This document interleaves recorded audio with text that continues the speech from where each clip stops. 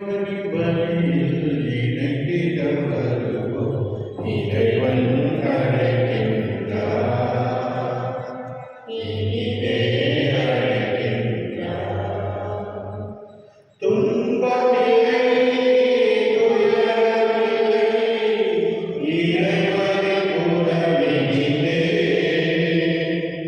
வாழுண்டு, வழியுண்டு, இறைவனின் துணையிலே. இறைவனின் வழியில் இணைந்திட வருவோம். இறைவன் அழைக்கின்றார், இனிதே அழைக்கின்றார்.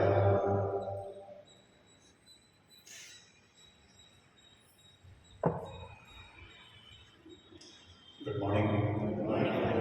இந்த திருவிழியானது நன்மைகளாக மரியா அந்தோசியா ராஜ் மற்றும் ரோஸ் மார்கரெட் ஃப்ராங்க் பிறந்தநாள் தமிழக ஹாப்பி பர்த்டே.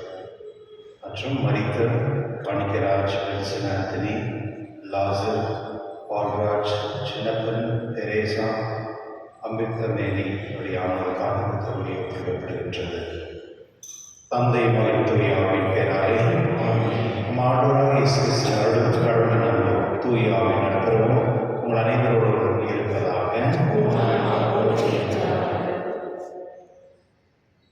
கிறிஸ்துவ சகோதர சகோதரி, இன்று தாய் திருச்சியானது புனித பீட்டர் டாமின் அப்படிங்கிற ஒரு புனிதர். அவர் வந்து ஒரு பிஷப்பாகவும் மற்றும் டாக்டர் ஆஃப் த சர்ச் அப்படிங்கிற பேர் கொண்டவர். இவர் இத்தாலி தேசத்தில் உள்ளவர். 1707 இருந்து 1772 மறித்தவர். இவர் வந்து அவங்க அண்ணன் கூட ஒரு ப்ரீஸ்ட் இருந்தார். அதெல்லாம் அவர் வந்து நல்ல படிப்பு படிக்கிறாரு, நல்ல வசதி இருக்கும். அவர் யூனிவர்சிட்டியில் போயிட்டு ஒரு ப்ரொஃபஸராக போகிறார். அந்த மாதிரி ஒரு ப்ரொஃபஸரை வந்து உலகம் வந்து பார்த்ததே இல்லை அப்படின்ட்டு சொல்லப்படுகிறது அந்த காலகட்டத்தில், அந்த நூற்றாண்டில். ஏன்னா அவர் அவ்வளோ ஞானம் அறிவு இருக்கிறார். அதே சமயத்தில் வந்து அவர் வந்து போப்பாண்டவருக்கு வந்து நிறைய அட்வைசர் கமிட்டியில் இருந்து நிறைய போப்பாண்டவருக்கு வழிகாட்டிக்கிட்டு இருந்தார் அப்படின்னு சொல்லப்படுகிறது. அது மட்டும் இல்லை, அவர் வந்து ஒரு அம்பாசிடராக வேறு வேறு நாட்டுக்குள்ளே இருக்கிற பிரச்சனைக்கு வந்து பீஸ் மேக்கர் அப்படின்றாங்க, அதாவது சமாதானப்படுத்தக்கூடிய ஒரு அவரை போப்பாண்டவரை அனுப்பி வச்சிருந்தார். கிறிஸ்துவந்தனே அவர் வந்து எப்போதுமே இந்த போகிற இருக்காங்களே ஏழைப்பட்டவங்க கூட எப்போதுமே இருக்கும், ஃப்ரெண்ட்ஸ் மாதிரி அவங்க கூட தான் சாப்பிடுவாங்க. அந்த மாதிரி ஒரு பெரிய பொசிஷனில் இருக்கிறவர் வந்து சாதாரண ஒரு ஏழ்மையான வாழ்க்கை வாழ்ந்தார் அப்படின்னு சொல்லப்படுகிறது. கிறிஸ்துவ இன்று நம்ம இந்த புனிதத்தில் நாம் சொல்லிப்போம். நம்முடைய வாழ்க்கைக்கு ரொம்ப சாதாரணமான அந்த மற்றவர்களை பகிர்ந்து கொள்ள, அதாவது மற்றவர்களோடு நம்ம உறவாடக்கூடிய அந்த வேறுபாடு இல்லாத வாழ்க்கை வாழக்கூடிய ஆசைப்பட நம்ம தரும்படி இந்த திருவிழில் மன்றாடுவோம். எல்லா வகையிலும் சகோதர சகோதரிகளே, நான்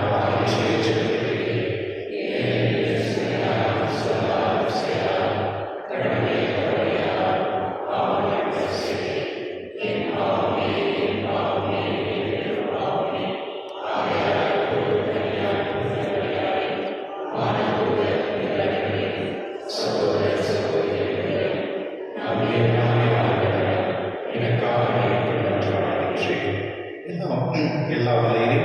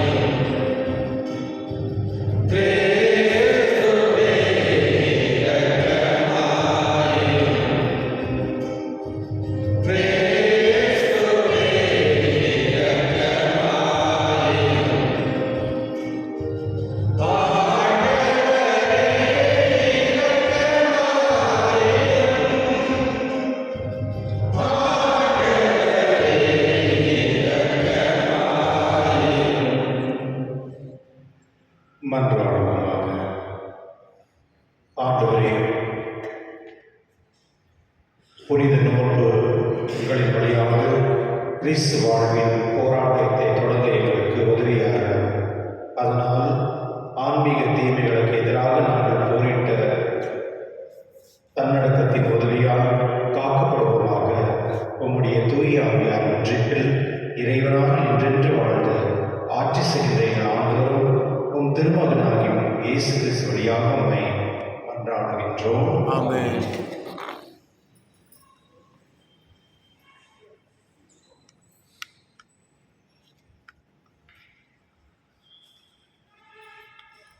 இறைவாக்கினர் ஏசாயா நூலிலிருந்து வாசகம்.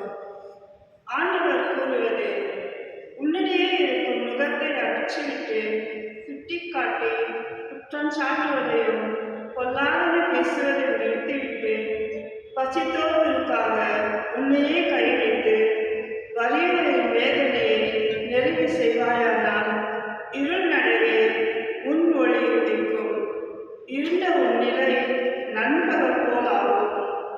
ஆண்டவர் தொடர்ந்து உன்னை வழிநடத்துவார், வறண்ட சூழலில் உனக்கு நிறைவளிப்பார், உன் எலும்புகளை வலிமையாக்குவார்.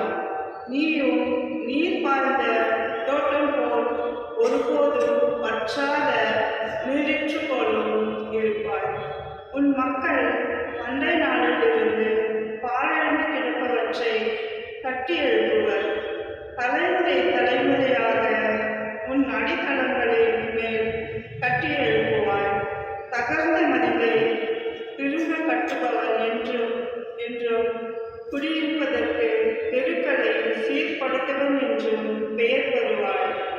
ஓய்வு நாளில் முறைமைகளை நின்று விலகி செல்லாது என் புனித நாளில் உன் விருப்பம் போல் செய்யாதிருந்து ஓய்வு நாள் மகிழ்ச்சி நாள் என்றும் ஆண்டவரின் மேன்மை மிகு புனித நாள் எனவும் சொல்லி அதற்கு மதிப்பு தந்து உன் சொந்த வழிகளில் செல்லவோ உன் சொந்த ஆதாயத்தை நாடவோ வெற்றி பேச்சுகளை பேசவோ வியாதிருந்தால் அப்பொழுது ஆண்டவருக்கு ஊழியம் புரியும் மகிழ்ச்சியை பெறுவாய்.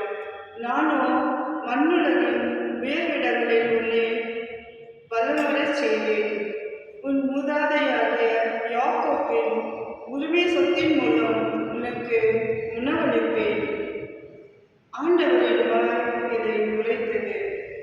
ஆண்டவர் வழங்கும் அருள்வாக்கு. இறைவாவுக்கு நன்றி. ஆண்டவரே, உமது வழியை எனக்கு கற்பியும். ஆண்டவரே, உமது வழியை எனக்கு கற்பியும். ஆண்டவரே, எனக்கு செவிசாய்த்து பதிலளியும். ஏனெனில் நான் எளியவன், வறியவன். என் உயிரை காத்தருளும். ஏனெனில் நான் உன் மீது பற்றுடையவன். உன் ஊழியனை காத்தருளும். நீரே என் கடவுள். நான் உன் மீது நம்பிக்கை கொண்டுள்ளேன். ஆண்டவரே, உமது வழியை எனக்கு கற்பியும். என் தலைவரே, என் மேல் இரக்கமாயிரும். ஏனெனில் நாள் முழுவதும் உம்மை நோக்கி மன்றாடுகிறேன். உம் அடியாரின் மனதை மகிழ்ச்சி செய்யும். என் தலைவரே, உம்மை நோக்கி என் உள்ளத்தை உயர்த்துகிறேன். ஆண்டவரே, உமது வழியை எனக்கு கற்பியும். ஏனெனில் என் தலைவரே, நீர் நல்லவர், மன்னிப்பவர், உம்மை நோக்கி மன்றாடும் அனைவருக்கும் பேரன்பு காட்டுபவர். ஆண்டவரே, என் வேண்டுதலுக்கு செவிக்கொடும். உம் உதவியை நாடும் என் குரலை கேட்டருளும். ஆண்டவரே, உமது வழியை எனக்கு கற்பியும்.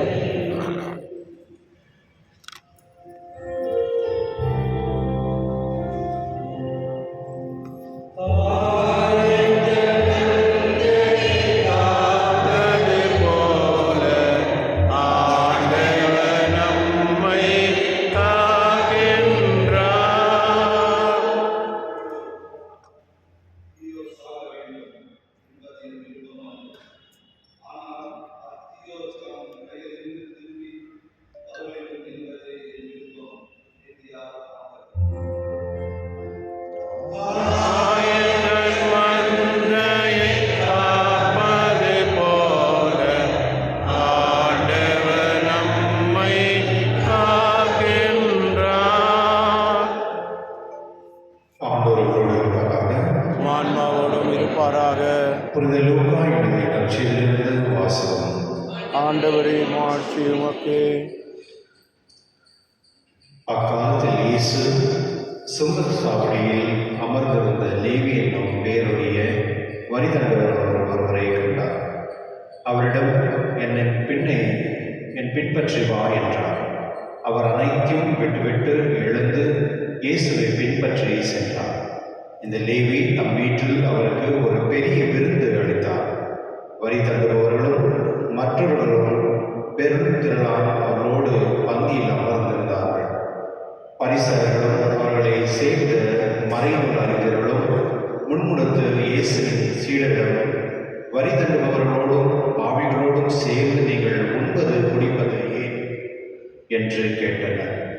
இயேசு அவர்களுக்கு மறுமொழியாக, நோயுற்றவருக்கு அல்ல, நோயுற்றவருக்கே மருத்துவர் தேவை. நேர்மையாளர்களை அல்ல, பாவிகளை மனமாற அழைக்க வந்தேன் என்றார்.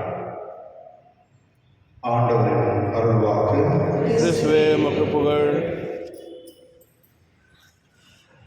கிறிஸ்துவ சகோதர சகோதரர்களே, இந்த அப்துல் கலாம் அவர் இருந்தார் இல்லையா, அவர் பிரசிடென்ட் இருக்கும் பொழுது ஒரு முறை அவர் வாக் போயிட்டு இருக்கும் பொழுது அது பெரிய ஏரியா, அவங்க பெரிய பங்களா மாதிரி இருக்கும், ப்ளஸ் நிறைய இடம், ரொம்ப கம்ஃபர்டபுளாக கார்னரில், இந்த பார்டர் கார்னரில் எப்போதுமே இந்த பார்டர் செக்யூரிட்டி ஆஃபீஸர்ஸ் அவங்க வீடை நாங்கள் ஃபோட்டோஸ் மாதிரி இருக்கோம். ஒரு நாள் அவர் நடந்துட்டு போயிட்டு இருக்கும் பொழுது அங்கே எப்போதுமே கன்மேன் பின்னால் இருப்பாங்க, நல்லா இருப்பாங்க. பார்த்தா ஒரு கூட்டம் அந்த கோட்ரஸ் கிட்ட ஒரு கன்மேன் கூப்பிட்டு கேட்குறாரு, என்ன ஏன் கூட்டம் இருக்குது அப்படின்னு.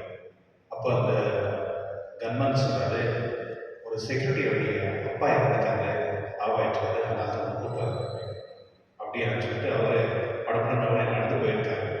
நடந்து போயிட்டு எல்லாருக்கும் ஒரே பேனிக் ஆகிட்டாங்க. உள்ள இருந்து திடீர்னு பிரசிடென்ட் வந்தார். அவர் அந்த ஷூ வெளியே வச்சுட்டு உள்ளே போகிறாரு. உள்ளே போயிட்டு அந்த பார்த்தா பாடி வச்சுருக்காங்க. அப்போ அந்த மகன் செக்யூரிட்டி ஆஃபீஸர் கூப்பிட்டு, எவ்வளோ வயசு ஆகுது அப்படின்னு. 91 வயசு. அது பாடியில் ரொம்ப காஃபி மாதிரி வைக்கல, சிம்பிளாக வச்சுருக்காங்க. இவர் கீழே உட்காந்துருக்காங்க, தரையில் போய் உட்காந்து அந்த மகன் பக்கத்தில் உட்காந்து அந்த ஆறுதலை சொல்லி,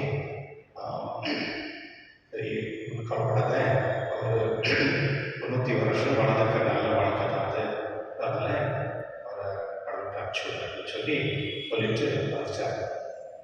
யோசிச்சு பாருங்களேன், ஒரு நாட்டுடைய பிரசிடென்ட்டு அந்த ஜஸ்ட்டு சாதாரணமாக ஒரு வீட்டில் செக்யூரிட்டி இப்போ வீட்டில் போயிட்டு அவங்க கூட உட்கார்ந்து அவங்களுக்கு ஒரு ஆறுதல் சொல்லிட்டு வராங்க. யார் செய்வாங்க பாருங்க, அதை செய்ய மாட்டாங்க. இது ஒரு ஒரு எக்ஸ்ட்ராடனரியான வாழ்க்கை. அதுதான் அப்துல் கலாம். அவரை பற்றி ஏன் நிறைய பேர் பேசுகிறாங்க அப்படின்னா, அவர் இந்த மாதிரி ஒரு சாதாரண வாழ்க்கை வாழ்ந்தாங்க தான். கிறிஸ்துவனுடைய அதுபோல தான் இன்றைக்கி நம்ம நற்செய்தியில் பார்க்கும் பொழுது ஒரு வரி தண்டுபவர், அதாவது டேக்ஸ் கலெக்டர் அப்படின்னு சொல்லக்கூடிய ஒரு பர்சன். அந்த காலகட்டத்தில் இந்த டேக்ஸ் கலெக்டரை பார்த்தாலே பிடிக்காது யாருக்கு. ஏன்னா அவங்க மற்றவங்க பணத்தை பிடுங்கி அவங்க கவர்மெண்ட்டுக்கு கொடுத்துட்டு இருந்தாங்க. அதாவது அவங்க லைசன்ஸ் கொடுப்பாங்க, இவங்க போயிட்டு ஒருத்தருக்கும் டேக்ஸ் எவ்வளோன்னு அவங்களே டிசைட் பண்ணுவாங்க. அதுக்கு ஒரு இப்போ இருக்கிற 18% ஜிஎஸ்டி அந்த மாதிரி எல்லாம் இல்லை, 20%, 25%, 50%. அவங்க என்ன விருப்பப்படுறது மனசில் எப்படி எனக்கு பிடிச்சிட்டுனா ஆள் கம்மியாக வாங்கிக்குவாங்க, எனக்கு ஆள் பிடிக்கலன்னா அவ்வளோதான் அவங்க காலி. அந்த மாதிரி டேக்ஸ் பிடிச்சிருக்காங்க. அதனால் இஸ்ரேல் மக்கள் இந்த டேக்ஸ் கலெக்டர் பார்த்தாவே பிடிக்காது. அவங்க சொந்த மக்களாக இருந்தால் நம்மளை ஏமாற்றி பணம் கொடுக்குறாங்க அப்படின்ற ஒரு கருத்து அந்த மக்கள்கிட்ட இருந்தது. அதனால் அவங்கள்ட்ட யாரும் பேசவும் மாட்டாங்க, அவங்கள்ட்ட யாரும் பழகவும் மாட்டாங்க, அவங்களை எப்போதுமே தூரத்தில் தான் வைக்குவாங்க. இப்போ இருக்க போலீஸ்காரங்க அவன் என்ன பண்ணுறாங்க, தரங்கிட்ட கொடுக்குறாங்க அப்படின்னு எல்லாருக்குமே தெரியும் இல்லையா, அவன்கிட்ட யாரும் பழக மாட்டாங்க. அதுபோல் எல்லா போலீஸ்காரங்கள சில பேர் பார்ப்பாங்க. அதனால சில நேரத்தில் சில ஆஃபீஸ் நீங்கள் போனீங்க, கவர்மெண்ட் ஆஃபீஸில் போனீங்கன்னா பணம் பிடிக்கிட்டே இருப்பாங்க, அவங்களுடைய வேலையே அதுதான். அதுபோல் நிறைய விஷயம் நம்ம பார்க்குறோம் நம்ம நாட்டில், ஃபுல் ஆஃப் கரப்டட். அந்த காலத்தில் அப்படி இருந்திருக்கும் பொழுது இந்த லேடி கிட்ட போயிட்டு கடவுள் வந்து சொல்றாரு, என் பின்ன வா அப்படின்னு சொல்லும் பொழுது அவர் எல்லாத்தையும் வச்சுட்டு கிளம்புறாரு. அதுதான் பியூட்டி. அதாவது அவர் ஒரு பெரிய பணக்காரர். அவர் வந்து அந்த கவர்மெண்ட்ல வந்து ஒரு பெரிய அஃபிஷியலான ஒரு பர்சனு. ஆண்டவர் இயேசு சொன்ன வார்த்தைக்கு எல்லாமே விட்டுறாரு. அது என்ன மாதிரி மாற்றம் அதை நமக்கு புரிஞ்சிக்க முடியாது. அப்போ என்ன அப்படின்னா அவருக்கு ஏற்கனவே இயேசு தெரிஞ்சிருக்கு. அவர் ஒரு இறைவாக்கினர் மாதிரி, அவர் ஒரு புதுமை செய்கிறாரு, அவர் வந்து ஒரு ஒரு எக்ஸ்ட்ராடனரி பர்சன் அப்படின்னு அந்த லேடிக்கு தெரியும். மேத்யூ தான் மத்தாயு அவருக்கு தெரியும். ஆனால் அவர் வந்து சொன்ன வார்த்தைக்கு விட்டுட்டு கிளம்புறாரு. ஸோ என்னன்னா வீட்டில் போயிட்டு எனிவே நான் விட்டு கூட நான் போக போகிறதுனால அவங்க ஃப்ரெண்ட்ஸுங்க எல்லாருமே கூப்பிட்டு ஒரு பார்ட்டி வைக்கிறார். இன்னைக்கு தான் என்னுடைய லாஸ்ட் டைம், நான் இனிமேட்டு வந்து நான் ஜீசஸோட நான் பின்னால் போகிறேன் அப்படின்னு சொல்லி கூப்பிடும் பொழுது அங்கே இருந்த அறிஞர்களும் மற்றும் என்ன சொல்றது பரிசர்கள் வந்து உணவுறுத்துறாங்க. இது நம்ம கூட செய்யணும் இல்லையா? வீட்டில், கோயிலில், ஆஃபீஸில் நம்ம யாருன்னா ஒருத்தர் கொஞ்சம் ஃபேவர் இருந்தால் பண்ணிட்டோம். இல்லை யாருன்னா வந்து ஒரு பர்சனலாக யாருன்னா வந்து ஒரு முறை யாரும் வந்து கொஞ்சம் ஒழுங்கெல்லாம் பண்ணி கொடுத்தாங்க. நம்ம உள்ள டாப் தான் இவங்க வந்து எடுத்து கொடுக்குறாங்க அப்படின்னு சொல்லிட்டு நம்மளே இது மாதிரி நம்ம உணவுறது வந்து நம்மளுக்கு அந்த ஹேபிட் இருக்கு இல்லையா அப்படின்னு சொல்லி அதை ஸ்டாப் பண்ணிக்கணும். அந்த மாதிரி அவங்க செய்யும் பொழுது அதை அறிந்து ஆண்டவர் இயேசு சொல்றாரு, ஏயா யாருக்கு வந்து மெடிசன் தேவை, யாருக்கு உடம்பு சரி அவங்களுக்கு தான் தேவை, டாக்டர் கூட அவங்க தான் தேவை, நல்லா இருக்கிறவங்க எதிரி டாக்டர் அப்படின்னு அந்த கேள்வி அவங்கள்ட்ட சொல்றாரு. அது மட்டும் இல்லை, நேர்மையாளர்களால் பாவிகளை மனமாற அழைக்க வந்தேன் அப்படின்னு சொல்றாரு. தெளிவாக சொல்றாரு.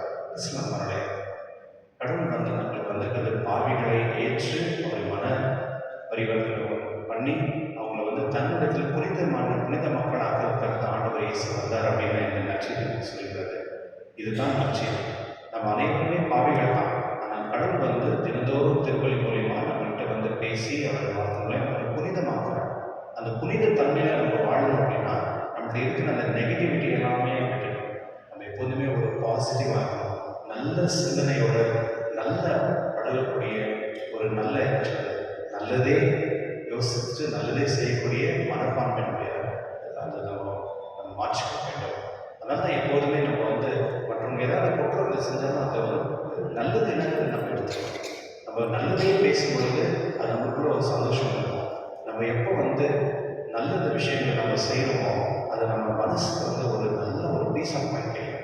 நீங்கள் யாரும் ஒரு ஹெல்ப் பண்ணி பாருங்க, அதனுடைய அவங்களும் சந்தோஷப்படுவாங்க. அந்த சந்தோஷம் அவங்களுக்கும் ரொம்ப சந்தோஷமாக இருக்கும். நம்மளுடைய நற்செய்தியிலே கடவுள் நம்மளுக்கு வந்து நம் அனைவருமே ஏற்றுக்கொண்டு அவர் தன்னுடைய மக்களாக நம்ம அந்த அருள் நம்ம கொடுத்திருக்காரு.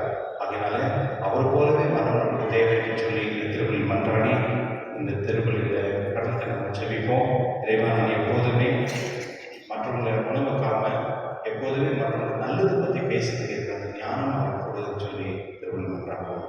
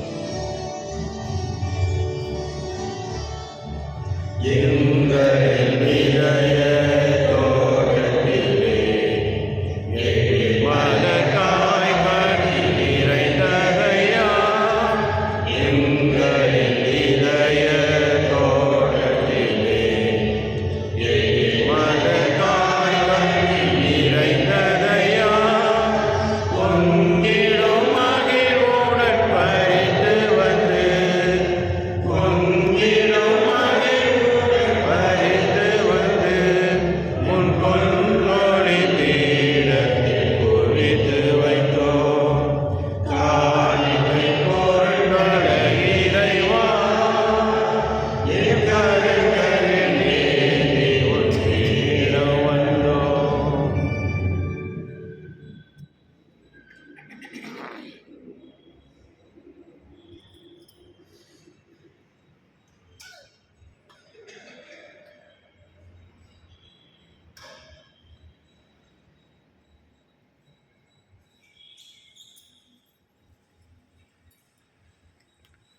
சகோதர சுடமறைக்கும் திருவள்ளி இறைவனுக்கு ஏற்றபடி சொல்லுங்கள். ஆண்டவர் தமது பெயரின் புகழ்ச்சிக்காகவும் ஆட்சிக்காகவும் நமது நன்மைக்காகவும் புனித திராவையனுக்கு நலனுக்காகவும் உமது கையில் இருந்தவரை ஏற்றுக்கொள்வாராக. ஆண்டவரே, தமக்கால் தொடக்கமாக அமையும் பலியை சிறப்பாக உமக்கு ஒப்புக் கொடுக்க உம்மை வேண்டுகின்றோம். தவ செயல்களிலும் பிறர் அன்புகளிலும் நாங்கள் தீய ஆசைகளை அடுக்குவோமாக. இவ்வாறே பாவத்திலிருந்து தூய்மை பெற்று உம் திருமகன் பாடுகளை அவர்களுடன் கொண்டாட தகுதியுள்ளவர்களாக திகழ்வோமாக. என்றென்று வாழ்ந்து ஆட்சி செய்கின்றவர் அவர் வழியாக உம்மை மன்றாடுகின்றோம். ஆமென். ஆண்டவர் அவரோடு இருப்பாராக. ஆன்மாவோடும் இருப்பாராக. இதயங்களை ஆண்டவரிடம் எழுப்புங்கள். ஆண்டவரிடம் எழுப்பியுள்ளோம். நம் இறைவனாகிய ஆண்டவருக்கு நன்றி கூறுவோம். அதுவே தகுதியும் நீதியுமானது. ஆண்டவரே, கருத்திலும் உண்மை புகழ்ந்தே சிறப்பாக எங்கள் பாஸ்காவாய் பலியான இக்காலத்தில் உண்மை இன்னும் நீதியாக வாழ்த்து போற்றுவது மெய்யாகவே தகுதியும் நீதியுமாகும். எங்கள் கடமையும் மீட்புக்குரிய செயலுமாகும். உம் திருமகன கிறிஸ்து எங்கள் மீது இரக்கம் கொண்டு எங்களை மீட்பதற்காக கண்ணியுடன் பிறந்து பிறக்க திருவிழமானார். சிலுவையில் பாடுபட்டு சாகும் முடிவற்ற இடங்களில் எங்களை விடுவித்தார். இருந்தோரும் இந்த உயிர்த்தெழுந்து என்றும் நிலையான வாழ்வை அளித்தார். ஆகவே தூதரும் அரியணை செல்வோர் ஆட்சிப்போம் மற்றும் வானக செய்திகள் அனைவரோடும் சேர்ந்து நான் உமது மகிமை புகழ்ந்து பாடி முடிவின்றி சொல்வதாவது: தூயவர் தூயவர் தூயவர், வான்படைகளின் கடவுளாம் ஆண்டவர். விண்ணகமும் மன்னகமும் உமது மாட்சியால் நிறைந்துள்ளன. உன்னதங்களிலே ஓசானா. ஆண்டவர் பெயரால் வருகின்றவர் ஆசீர் பெற்றவர். உன்னதங்களிலே ஓசானா. ஆண்டவரே, நேர்மையாகவே தூயவர் தூய்மனத்திற்கும் ஊற்று.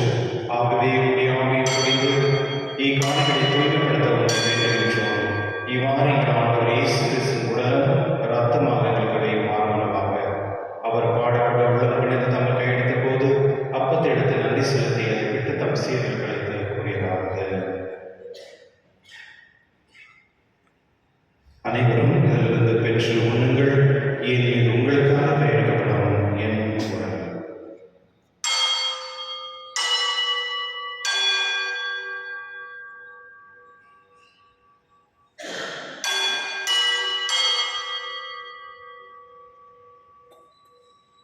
அவனமே இரவிலிருந்து அவருடைய பின் கிண்ணத்தை எடுத்து மீண்டும் உமக்கு நன்றி கூறி தம் சீரில் கழித்தவர் கூறியதாவது: அனைவரும் இதிலிருந்து பெற்று கொள்ளுங்கள், ஏன் இது புதிய நிலையான உடன்படிக்கைக்கு உடைய ரத்தத்தின் கிண்ணம்.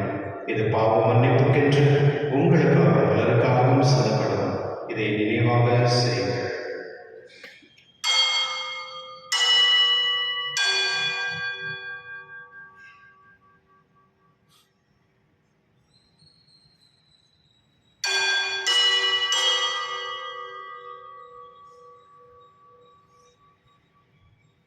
நம்பிக்கையின் மறைப்பொருள்: ஆண்டவரே, நீர் வருவரும் உமது உயிர்ப்பையும் எடுத்துரைக்கின்றோம். ஆகவே ஆண்டவரே, நாங்கள் கிறிஸ்துவின் இறைப்பினும் உயிர்ப்பின் நினைவு கூர்ந்து வாழ்த்தம் அப்பத்தை மீட்பளிக்கும் கிண்ணத்தையும் ஒப்புக்கொடுக்கின்றோம். உம் திருமணன்று உம் ஊழியம் புரிய தலைவருடன் எங்களை ஏற்றுக்கொண்டீர். எனவே உங்கள் நன்றி செலுத்துகின்றோம். மேலும் கிறிஸ்துவின் உடலிலும் ரத்தத்திலும் பங்கு கொள்ளும் எங்களை தூயாவில் கொண்டு சேர்க்க வேண்டும் என்பதை தாழ்மையுடன் மன்றாடுகின்றோம். ஆண்டவரே, உலகில் பரிந்திருக்கும் ஒரு திருவை நினைவு கூர்ந்தள்ளும். எங்கள் திருத்தந்தை லியோ, எங்கள் ஆயர் பீட்டர், எல்லா திருநேரராகிற நேரோடு உமது திருவையில் அன்பினை இருக்கிற சேர்த்துள்ளோம்.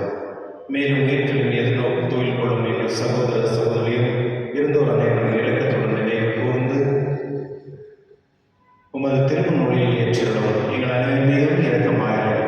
கடவுள் கணித்தாய் புனித மரியாவுடைய கணவரான புனித யோசேப், புனித திருத்தூதர்களை உலகில் உகந்தவராக இருந்தவராகிய புனித அனைவரோடும் நாங்கள் நிலை வாழ்வில் பங்கு கொள்ளும் தகுதி பெற்று உம் திருமகன் இயேசு கிறிஸ்துவை அவர்களை புகழ்ந்தேத்து மறந்த உம்மை மன்றாடுகின்றோம்.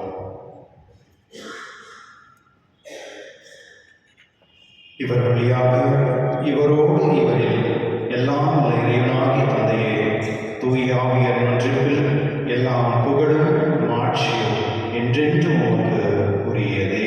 ஆமென்.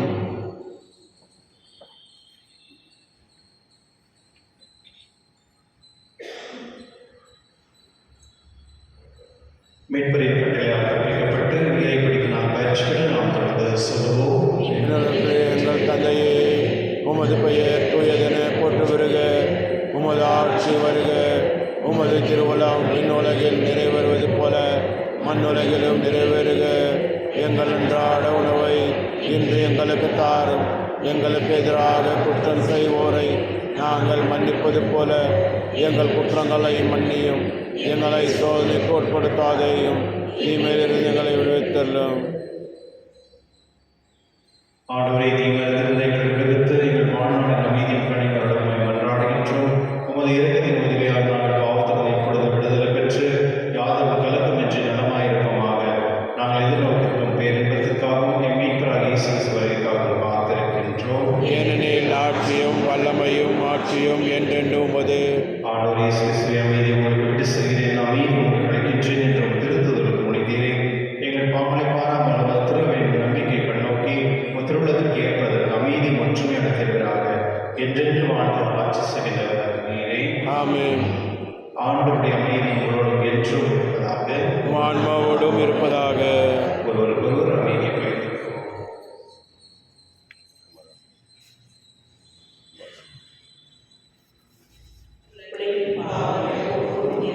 சமரியே, எம்மேல் இரக்கம் வையும்.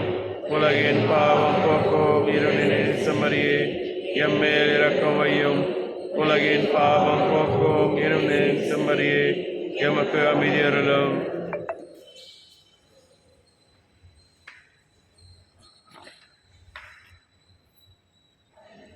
இதோ இறைவன் சிந்தனை, இதோ உலகின் பாவங்களை போக்குபவர், சிந்தனை விருதுகளை பெற்றோர், பேர் பெற்றோர். என் ஆண்டவரே, நீர் எழுந்தருள நான் தகுதியற்றவன். ஆனால் ஒரு வார்த்தை மட்டும் சொல்லி அருளும், எனது ஆன்மா நலமுடையும்.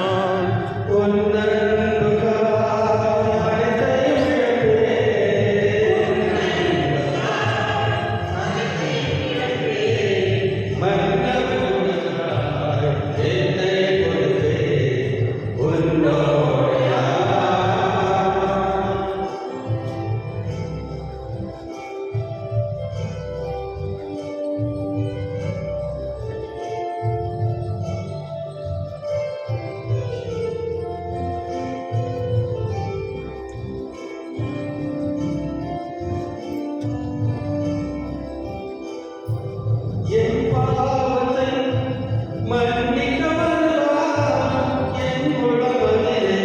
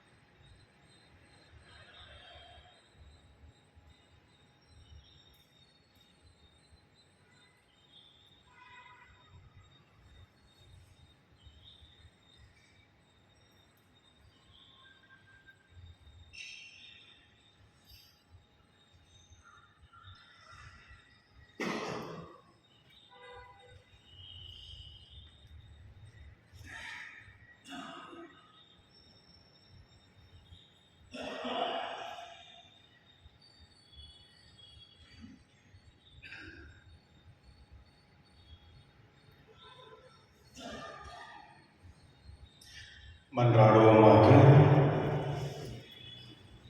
ஆண்டவரே, இத்திருவிருந்து எங்களுக்கு உதவ வேண்டும் என உம்மை மன்றாடுகின்றோம்.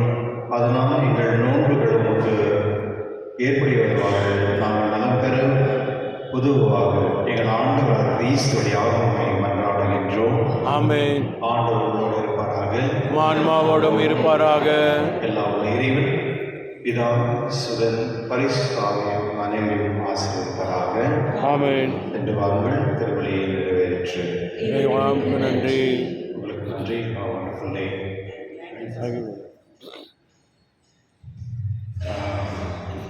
நீங்கள் எல்லாம் கோயிலுக்கு வரீங்களா? இந்த 40 days அட்லீஸ்ட்டு ஒரு 15 minutes 20 minutes வாக் பண்ணுங்களேன். நான் உங்களுக்கு பர்மிஷன் கொடுக்குறேன். இங்கே ஓகே, வந்து பூசைக்கு வந்த பிறகு ஜஸ்ட் வாக் பண்ணுவேன். ஏன்னா இன்றைக்கி நிறைய பேர் இந்த வாக் பண்ணாமல் நிறைய சிக்னஸ் இருக்கிறாங்க. அதில் எல்லாருமே கும்பலாக பண்ணும்பொழுது அது உங்களுக்கு மற்றவங்களுக்கு ஒரு உற்சாகமாக இருக்கும். சரிங்களா? வேலைக்கு போகிறவங்க வேலைக்கு போகிறது இருக்கிறவங்க இல்லை வீட்டில் டைம் இருக்கிறவங்க வாக் பண்ணுவோம். தேங்க்யூ.